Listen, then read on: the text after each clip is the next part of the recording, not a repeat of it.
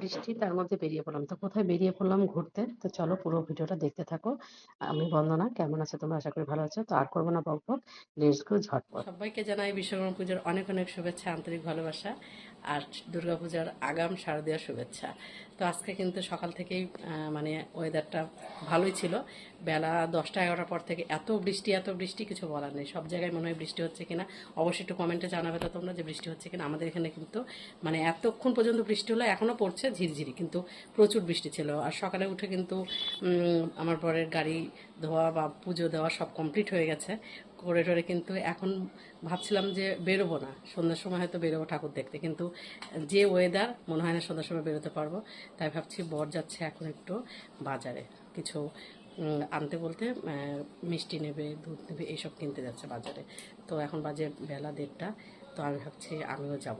জানেন আমার বর যে আমি যাব। আমি দেরি হয়ে ওর কাছে দেখে ও আমাকে নিয়ে যায় কিনা। চলো আর বাইরের ওয়েদারটা দেখাচ্ছি তোমাদেরকে। এই দেখো বাইরের ওয়েদারটা একদম মেঘ হয়ে আছে।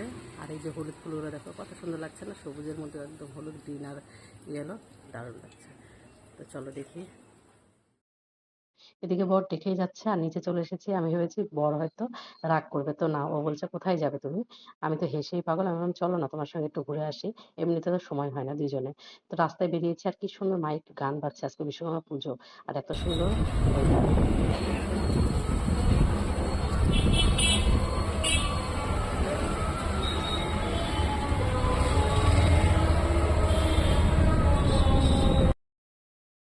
তো এদিকে চলে আসলাম কিন্তু বাজারে। আর বাজারে কিন্তু এই যে এর কাছ থেকে, এই লোকটার কাছ থেকে দুধ নেয় আমার বর। তো এখানে কিন্তু বাজারের ভেতর থেকে এখানে নাকি দুধ ভালো দেয়।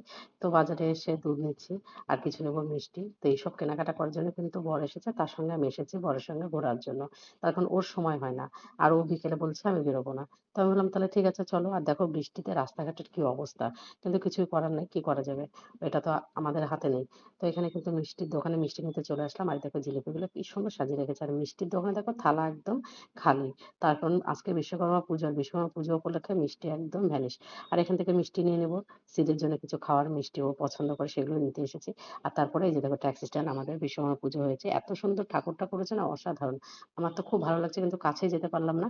বর বলছে তুমি বিকেলে সিটকে নিয়ে আবার চলে আসবে, ঠিক আছে? তো চলো।